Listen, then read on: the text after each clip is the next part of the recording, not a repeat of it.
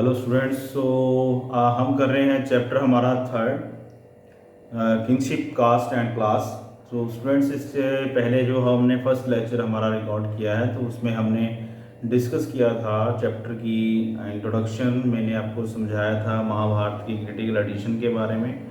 उसके बाद हमने नेक्स्ट टॉपिक्स किए थे marriage related, new cities, marriage, rule of marriage, ठीक है जी। और उसके बाद हमने डिफरेंट गोत्रस के बारे में डिस्कस किया, मैरिज के कौन कौन सी फॉर्म्स हैं उसके बारे में डिस्कस किया लास्ट लेक्चर में। सो स्टूडेंट्स, इस लेक्चर में हम नेक्स्ट टॉपिक करेंगे हमारा beyond birth resources and status, ठीक है जी। तो बहुत सारे हमें एविडेंस मिलते हैं लास्टली जो हमने डिस्कस किया कि जो मैरिज है वो कैसे की जाती थी, रिलेशन कैसे थे, exogamy, endogamy, polyandry and polygamy.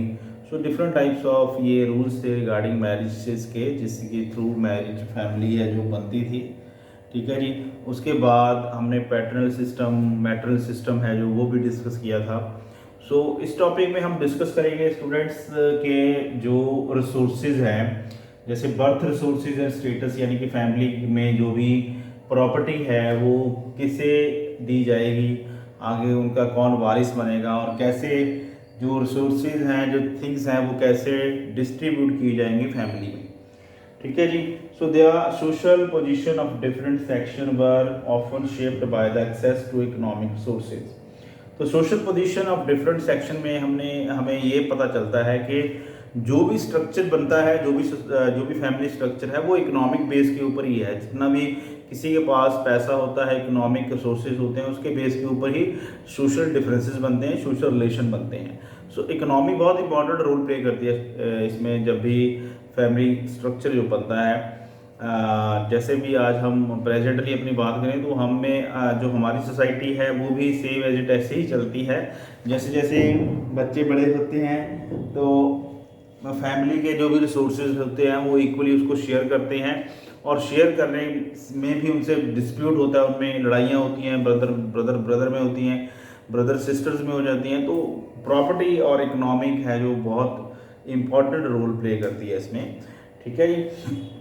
So there are two criteria on which property is granted as follow: on the basis of gender, firstly gender base पे, और secondly on the basis of varna, ठीक है जी। तो firstly हमारा topic ये है जी gendered access to property, और दूसरा कौन सा है, वर्ना एक्सेस टू प्रॉपर्टी। यानी कि एक तो जेंडर्ड यानी कि मेल है, फीमेल है, और दूसरा वर्ना यानी इट मीन्स के जो 4 वर्ण हैं, ब्राह्मण, क्षत्रिय, शूद्र, वैश्य, शूद्र।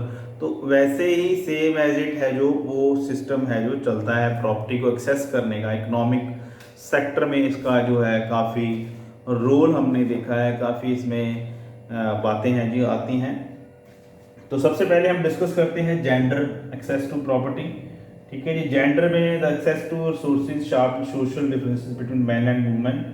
According to Manusmriti, women not eligible to claim share of paternal property, ठीक है जी। So first of all access की बात मैंने आपको बता दी, मैन और वुमेन।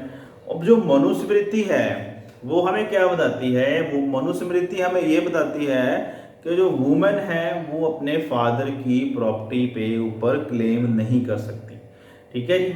तो मेनली प्रॉपर्टी के ऊपर राइट किसका बनेगा, मेनली जो प्रॉपर्टी के ऊपर राइट बनेगा वो उसके बेटे का बनेगा। यानी कि फादर है उसका बेटा है, उसका ही उसके ऊपर राइट है प्रॉपर्टी के ऊपर। It mean property access according to the paternal relation.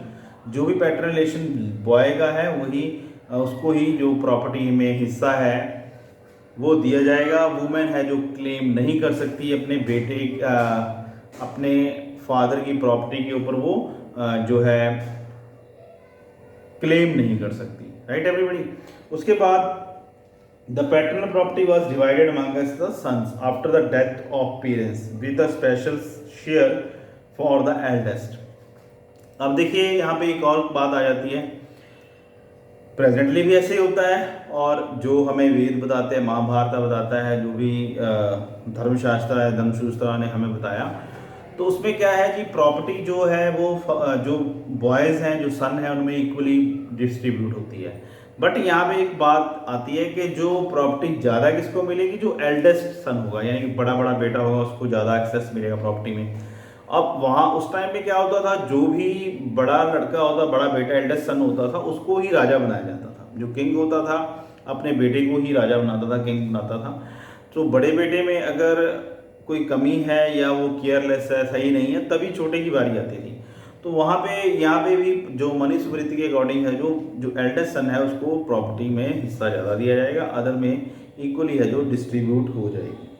So women could retain the gift they received on the occasion of their marriage as जिसे सिदिहाना बोला जाता है। तो गर्ल्स हैं जो उसको, उसके पेरेंट्स हैं जो मैरिज के ऊपर है जो वो कुछ भी एज अ गिफ्ट उसको दे सकते हैं। ठीक है जी। तो ये सिस्टम है जो चलता था, जेंडर बेस्ड है, जो हम बोल सकते हैं कि जेंडर बेस्ड सिस्टम ऐसे चलता था। Right everybody. तो नेक्स्ट आ जाता है हमारे पास varna access about property.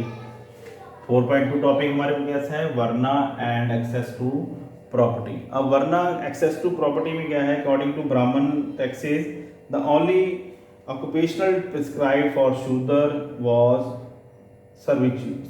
सर्विस्टिट्यूट।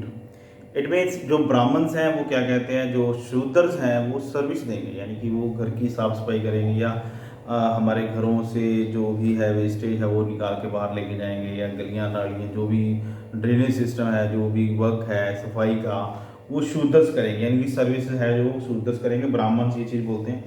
While variety of occupation were assigned to the 3 varnas, wealthy people would have been Brahmins, Kshatriya, Buddhism recognized division of society is prevalent in the society but did not regard these natural or inflexible.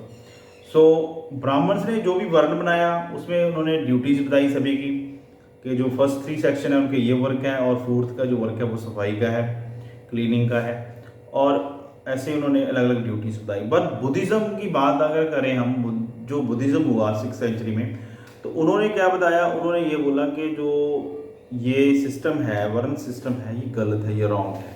ठीक है, ये natural नहीं हो सकता। तो उन्होंने criticise किया वर्ण सिस्टम को। ठीक है जी।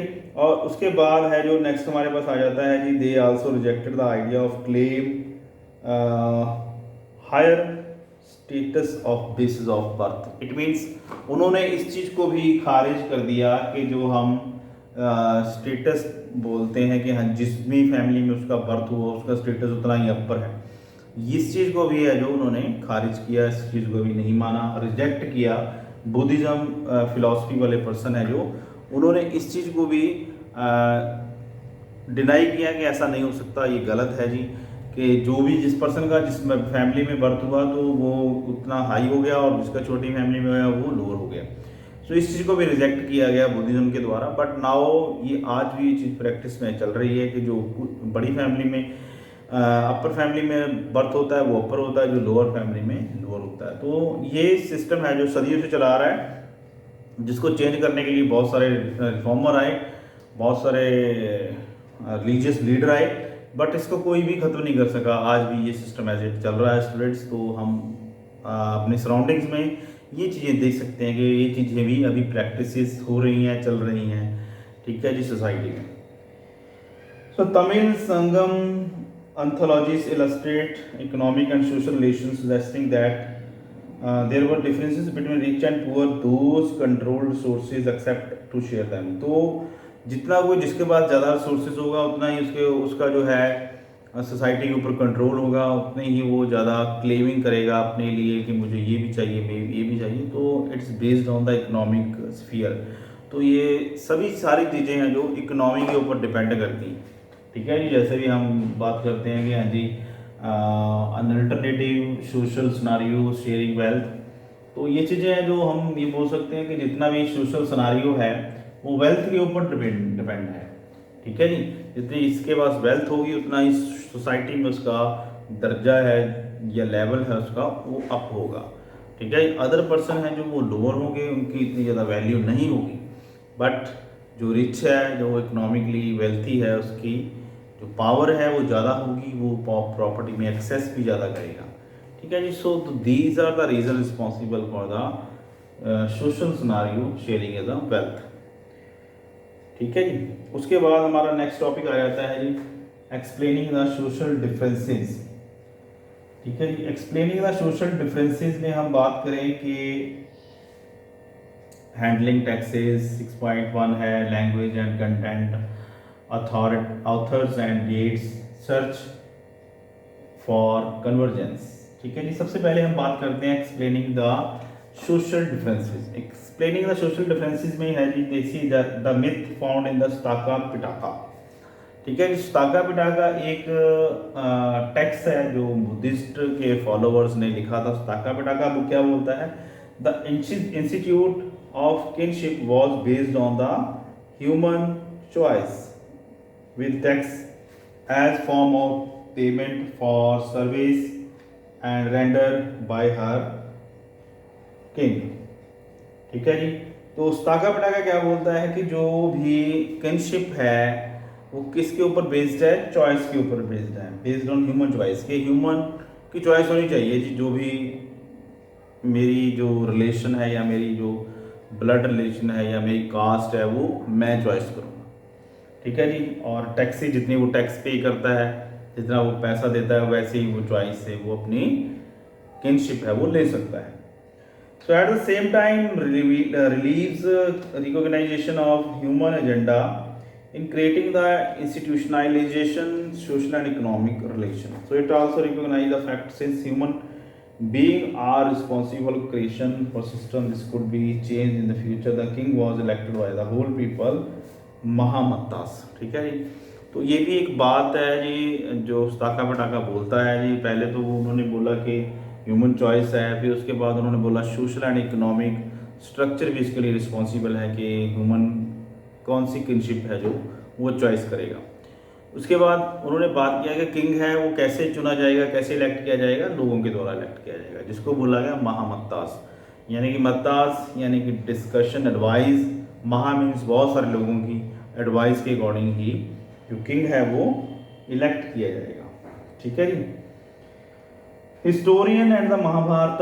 अब हैंडलिंग टैक्सेस में जो हिस्टोरियन है वो क्या बात करते हैं जी, 11th of consideration of historian have analyzed language of text whether was ordinary people language or language priest and elite। ठीक है, तो यहाँ पे हमारे पास ये आ जाता है कि जो टेक्स्ट हमें मिला है महाभारत का, उसकी लैंग्वेज एंड कंटेंट किसके ऊपर बेस्ड है, जो भी जिसने भी उसको लिखा, जिन्होंने वो लिखा, जिन्होंने वो बनाया, तो वो भी खुद वैसे ही थे, ब्राह्मण ही से, और जैसे उनको ठीक लगा वैसे ही उन्होंने उस टेक्स्ट में कंटेंट भी रख दिया और लैंग्वेज भी अपनी मर्जी से रख दी। ठीक है जी, तो हम ऐसा नहीं बोल सकते कि हाँ जी जो भी कुछ हमें टेक्स्ट में मिला है वो राइट है, नहीं। लिखने वाले जो हैं उन्होंने अपनी लैंग्वेज, वैसी लैंग्वेज यूज़ की उन्होंने, और सेम एज इट ही उन्होंने क्या किया, कंटेंट भी अपनी मर्जी से ही रखा कि हाँ जी ये कंटेंट है हमारा, ये हम लोगों को बताना चाहते हैं, ये एक्सप्रेशन हम देना चाहते हैं। ठीक है जी, वही सिस्टम उन्होंने वैसे ही लिख दिया। ठीक है ना जी, तो ये प्रॉब्लम आ जाती है जिस जिस पर्सन के हाथ में वो टैक्स गया या जिस जिस पर्सन के पास वो चीज गई, अथॉरिटी गई, बात गई, तो सेम एज इट उन्होंने वही चीज है जो वो प्रिंट कर दी, लिख दी। ठीक है जी, जो सिस्टम उन्होंने बनाना चाहा वैसा ही उन्होंने बना दिया, वैसे उन्होंने लिख दिया, लैंग्वेज भी उनकी मर्जी की थी।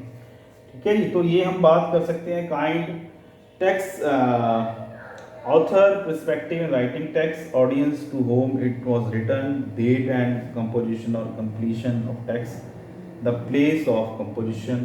ठीक है जी, ये चीज़ें आ जाती हैं कौन से प्लेस पे ये लिखा गया, या कंपोजिशन कब की गई, कंप्लीशन कैसे हुई, ऑथर्स क्या पर्सपेक्टिव क्या था लिखने का, राइटिंग करने का क्या पर्सपेक्टिव था, ये चीज़ें हैं जो हमारे सामने आती हैं। Authors and dates, author and dates में हम we have consider the Sanskrit language Mahabharata, Sanskrit use in the Mahabharata simpler that Vedas और प्राशतीज।